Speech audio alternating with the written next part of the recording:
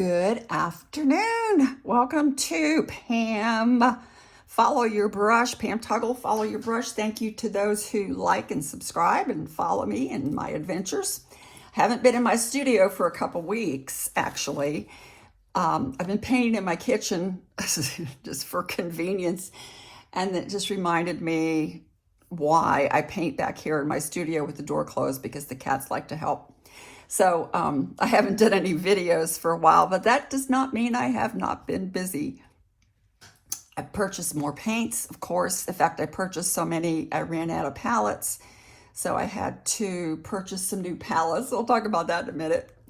I got two new sets from A Gallo in Assisi, Italy. I got two little boxes. They're in the other room, I'm sorry, of just 6, and it's like a little Altoid tin, and they're already filled. They're handmade in Assisi, Italy, and they only come up for sale once a month. They're sourced from local pigments, and I mean minerals is what I'm trying to say. Minerals, and they make their own paint. They sell it once a month, but anyway, they sell out within a couple hours. But I got two little sets of 6, the cools and the warms, primary and secondaries, and then it's called Earth 6, and then they sent me a lab sample of a new color. Then, as if that weren't enough to satisfy me, I ordered 2 Rockwell Charm sets. They're in Canada, and if you know anything about the Rockwell, they're called self-evolving mineral watercolors, because they change colors as they dry. Here's the colors on the back, and then I also swatched them here, and I'm going to do a separate video in a little while where I'm going to play with those and so you can actually see what they do in action. So those are got swatched. Then I opened my second painter's color diary, which is empty, because I purchased some gouache, and we're going to talk about that in a minute too. Gouache, let me tell you, this has kind of scared me. I've never really painted with gouache. It's like, what? I don't know what to do with it. And Daniel Smith came out with a new line of gouache, and so everybody was kind of excited about it. So I did go ahead and order a basic set, and it was the basic primary colors, the red, yellow, and ultramarine blue, and then I ordered a magenta and a white. Well, the white came with the basic set. So I was taking a lesson with Angela Fair. If you haven't watched Angela, she's on YouTube, and you can also go to learn@angelafair.com. She has wonderful lessons. She was doing a lesson for us with this reference photo. It doesn't look at all like Angela's, so don't take it there. But I kind of went off script, and I started playing with my gouache, just my basic set, mixing my own colors. And I just loved it. I had so much fun. So this was actually, I've played with gouache a little bit. I've used it for lightning things and things of that nature, and touching up pictures, but not just to go out whole hog and just let the gouache play on my paper. So this was my first one, and I actually really had fun, and I was just exhilarated when I finished. I love trying new stuff. Then the second thing I want to show you is I was also taking a workshop with Jill Williams, whom I also highly recommend. Jill Williams Watercolor.com, I believe is the name of her website. And she was doing a lesson on poppies, and she gave us a sketch to follow. So I sketched this out, but the lesson wasn't until 1 o'clock, and I couldn't, I'm too impatient. I know, I just can't wait. So I thought, well, I had so much fun with my gouache the other day. I'm going to try it on this one, on the poppies, while she waits. Now, I've got to tell you, I am not a poppy painter. For some reason, every time I've tried poppies, I think it's a mental block or something. I just can't seem to get them correct and the layering correct and my values. So, but I got out my gouache and I really had fun with this one. And when I finished, I just loved the colors and I was just really delighted with it. So that was my second gouache painting. So I've been working on that. And here's my gouache set. Because I was having so much fun, I went ahead and ordered more colors, and I'll talk about that in a minute. This is something else I've been working on.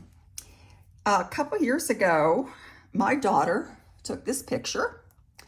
She was actually laying underneath her hydrangea bush in her yard, looking up through the leaves and blossoms.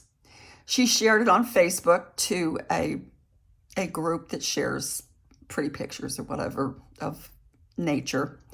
And it was shared like over 300,000 times or something ridiculous like that. And then over the last few years, I'll be scrolling on Facebook and suddenly there's the picture again on another group, but they don't give her credit. So we've had to, I actually got in an argument with one gal online and she insisted it was her painting. I mean, her photograph. And I had to show her the original and when we originally posted it. So there was no question that my daughter had indeed. I mean, it's a copyright thing. So anyway, I have tried unsuccessfully to paint this for years. Very difficult. And I think it's because of the values and so forth. I have been working on it again. Here's one that I'm not happy with. This is one I was just playing with my new Rockwell colors, which we're going to do later. I'll do another video for that. Then here's another one I was trying. I didn't like that one either. And then this is my current one that I've been working on, and I let it dry, and then I come back. It's not finished either.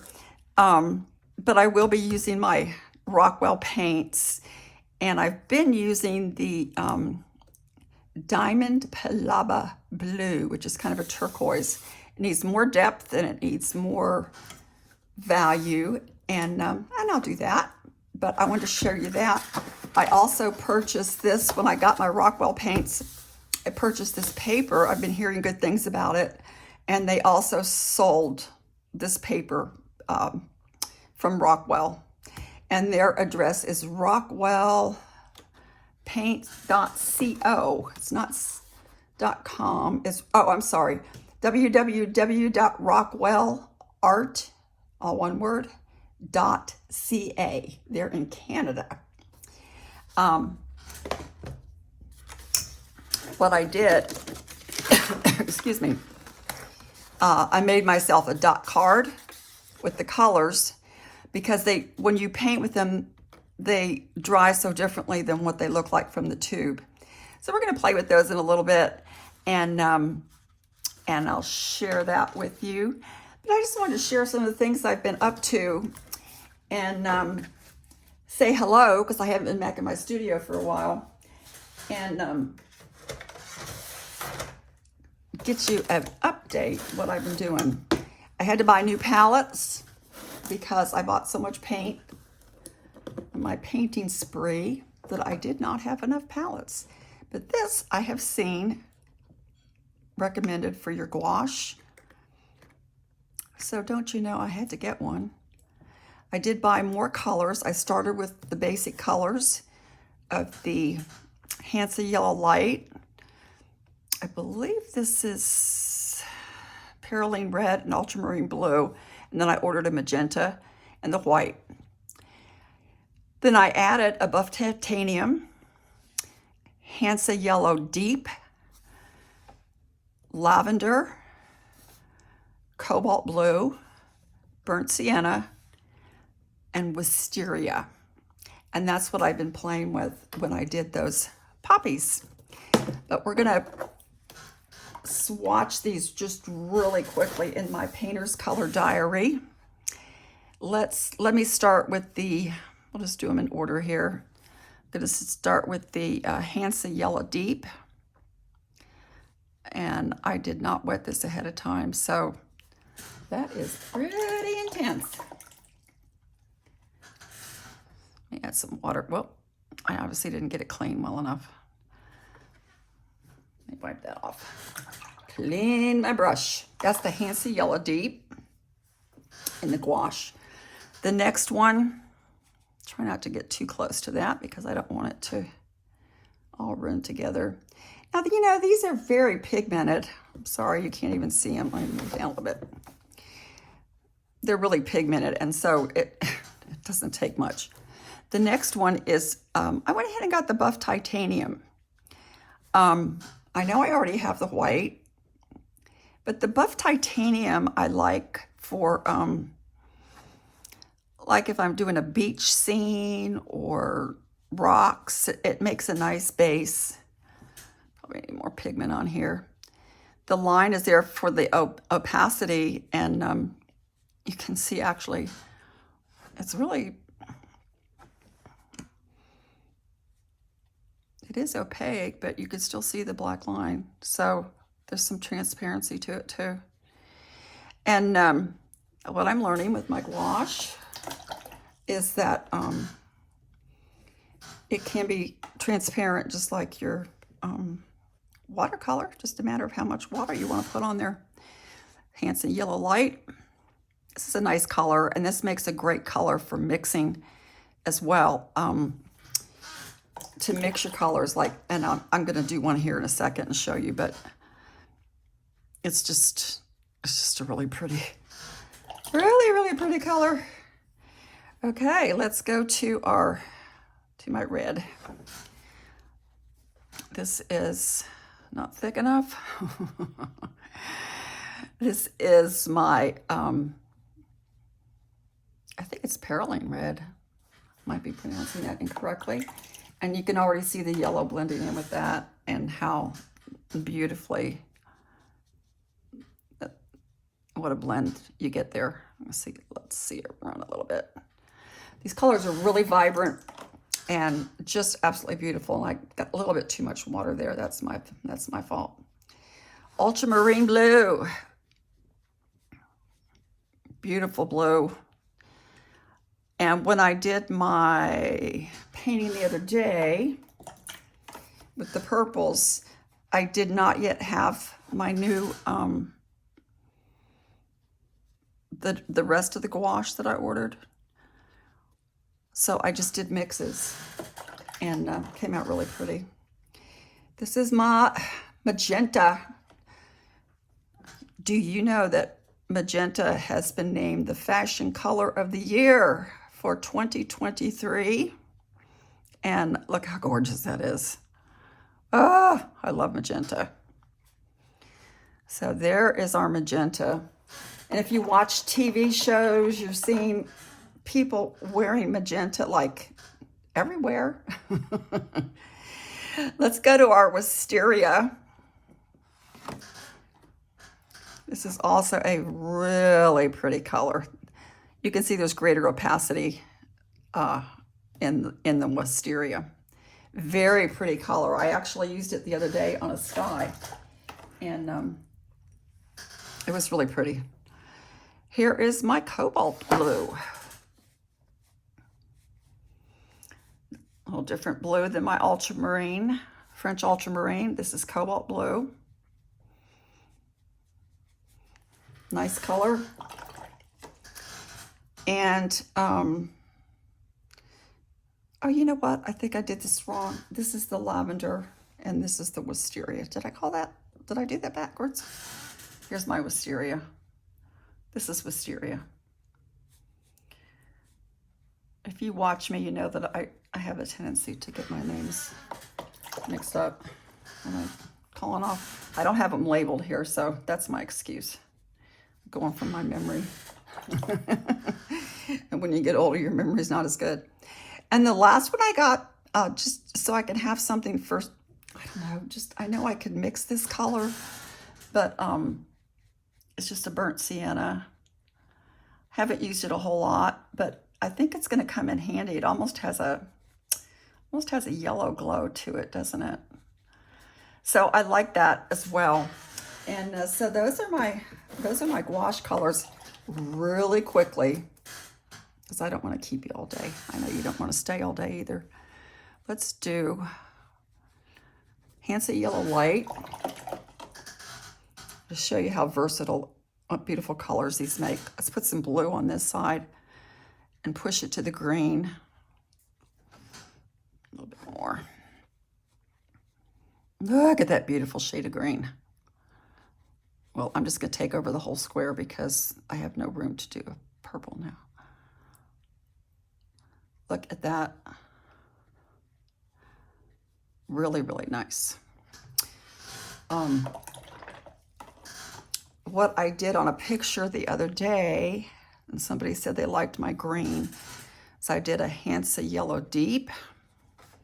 I did some Hansa Yellow Light, and then I added my Cobalt Blue, and that too is a very, very pretty shade of green. So the possibilities, and you can see the opacity there as well. The possibilities of blending, even when you only have limited colors, you can still make a lot. Let me show you this one. I'm sorry, I can't help it. I just can't help myself. I'm going to do some yellow here. And I'm going to go into this magenta, and look how beautiful. Look at the beautiful colors this is going to make. Make it a little bit more. Beautiful, beautiful. It's almost it's not really orange. It's almost like a peach color. Isn't that pretty? I really like that. Pretty in sunsets or sunrises. Let's do another one with our red. Hansa Yellow Light. Let's get a little bit of red in here.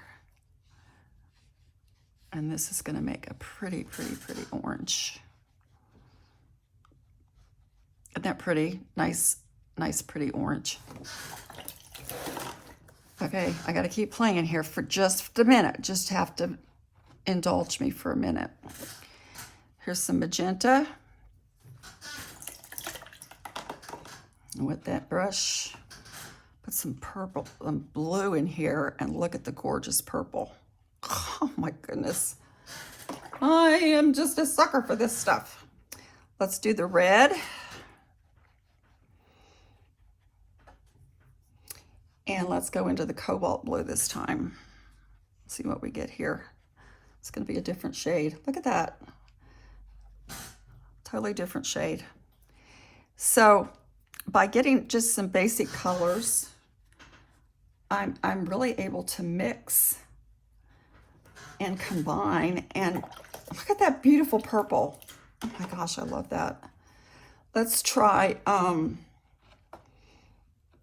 some wisteria. I don't want it to run into that other one. And then I'm going to add just a touch of this magenta and see what we get to that with the wisteria. It's going to be very opaque. Just deepens up that wisteria, makes it really pretty. Just such beautiful colors. So this is my gouache. I'm playing with my gouache. Let me, let's do this one. This is some burnt sienna. And now your gouache, you can do it as opaque or as thick as you wish. I'm gonna add some buff titanium and see what color we get with that. That's pretty. That's gonna give us a nice color for whatever, rocks, I don't know, whatever you want to use it for. Anyway, look at that orange. Look how that came out. I just love these colors. This is the gouache. We're going to do the Rockwell Charm Set later in a different video. Hope I haven't talked your ear off. When I start talking about painting, I just get carried away. This is my new waterproof palette for my gouache. Keeps it moist. You know me and my thumbs don't work. But anyway, I'll close it in a minute. I don't think I have the seal on correctly. But thanks for watching and checking in on what I've been doing. And then we're going to do another video in a little while strictly on the Rockwell Charm Set Self-Evolving Mineral Paints. Thanks for watching. This is Pam. Like and subscribe if you're still here and you haven't already stopped watching. Thanks. This is Pam with Follow Your Brush.